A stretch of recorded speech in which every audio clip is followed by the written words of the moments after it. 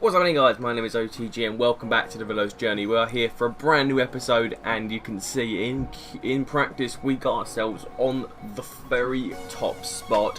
We are 9 tenths, almost a second up on Sebastian Vettel, the next guy down. It was a little bit wet, so it was a really interesting practice session. You can see jumping into qualifying, it's a very wet session as well. And Perez is in P16 at the moment, so clearly there's a little bit of a mix-up grid. You can see we're coming across the line. We're coming around the final corner. We get a bit of back end wheel spin there.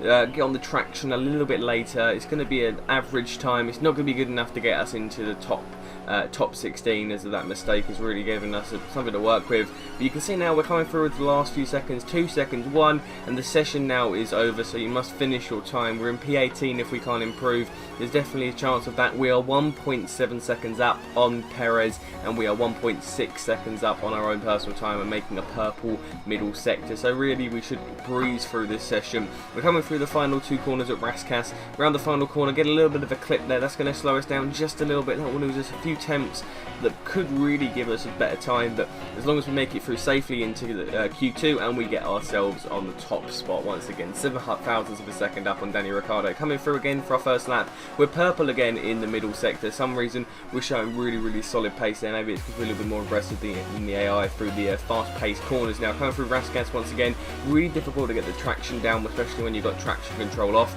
As the AI have traction control on, that's where they're going to be really good around that sort of sector, where they're going to gain their most time. We have a 6-second gap on Daniel Ricciardo, who seems to be really solid around here in Monaco. And once again, it's us on the top spot, Ricciardo in P2, and it seems that Lewis Hamilton, Vettel, Rosberg and Alonso just seem to be alternating their positions. Jenson also getting through to Q3 as well. So obviously with these times we're setting, we're hoping it will be a really good session for us, and we can push forward. Other cars that made it through are Hulkenberg, Raikkonen, Valtteri Bottas, and obviously the suspected few in there. But it's really good for the McLarens to both be up there.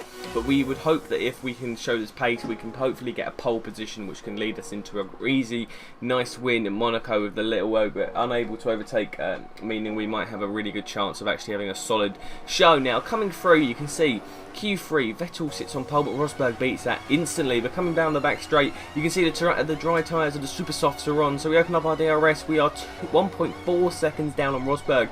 So that puts us in 10th. We made a few mistakes for that time. A bit of a banker lap now. Coming through, only 2 minutes. So no, the session limits have expired. So now it's literally all or nothing. We're 4 tenths up, but it's green. So it doesn't look like pole position's an option, especially when fastest through the middle sector. Coming through Raskas, our back end just flips us into a wall there. So we need to get a really good line through the final corner. We get that quite well, opening the DRS on the power 4th gear. Now 5th, we're going to have to try and get on a decent line, and we put ourselves in P5, just ahead of Jenson. 8 tenths down on Nico Rosberg. Vettel takes P2, Alonso P3, Raikkonen P4, and Daniel Ricciardo, who was just behind us for the entire session, starts from P8. So we step into Kevin Magnussen's McLaren Mercedes, that is now our McLaren Mercedes, of course, here at Monaco. We're on the left-hand side of the garage, and things are looking up for us. We can hopefully get a decent performance. In fact, without qualified, our teammate really shows we're able to do something. But this is our first real chance of winning a Grand Prix, because you can hold up the AI really nicely around this track. You can just keep them behind you for the entire thing, and you're in a really good position. We're going to have to go for a 1-stop. That's what the game's saying we should go for. I've noticed a few people on YouTube have said that they can't do 1-stops, and the AI can. Hopefully we can do that, but if we can't, we can easily convert to a 2-stop. We're just going to have to hope we can hold them up enough and be quick enough when we're on our second stint of the super softs to get ourselves into a decent position. So Nico Rosberg starts on pole, of course. We're down in P5, a really average qualifying session in Q3, but overall for a Q1 and 2 we really showed some solid pace. And of course our rivals, it seems, the Ferraris, are both ahead of us at the moment. I think we'll be battling for P3 in the Constructors' Championship. That's our aim, and we can now hopefully gain a few positions on them as we go off into turn 1, a short run down into turn 1. We slip in the inside of both Ferraris, tap Nico Rosberg's rear end, and we go straight up into P1. And then this is going to be a massive jump cut. 14 laps later, we decide it's time to enter the pits. Now, you see, that's just about right of where you want us to be entering the pits at, maybe a little bit later, but we're holding off the tyres. We've done really well entering the pits. What sort of time we're going to do? Obviously going on to a fresh set of primes, hopefully a decent time. It's a 3.767. The times have got slower on this game, which makes absolutely no sense. sense. Hopefully won't come out into any traffic, but you see on the mini-map there's a cluster of cars. We'll come out just behind them, so we can hopefully get a bit of DRS to give us some improved times. And there was a Ferrari of Fernando Alonso, who's got past us there. So I'm not sure whether he pitted early or anything like that, but Fernando Alonso has come out ahead of us in the pit stop stages now. Next up, we can see we've actually gained on Alonso, so this is really well. I don't know if Alonso had any contact or something, as Rosberg gets the fastest lap of the Grand Prix.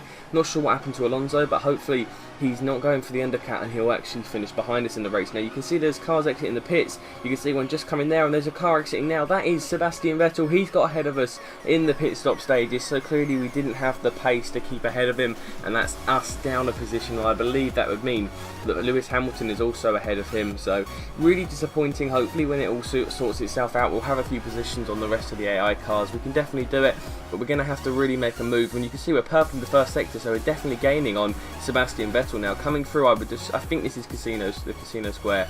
I'm not 100% sure about my knowledge of the Monaco circuit, but I know about it. We're coming now into the tunnel. We've actually barged Vettel there, and we've actually got past Sebastian Vettel, so we've actually made an overtake in career mode. That's incredible. So that's us having P3, and Alonso obviously got pitting early, meaning he's going to be a little bit ahead of us. You can see he's gained a little bit of time on us, but nothing significant. 3-second gap to Alonso, and then the safety car is deployed.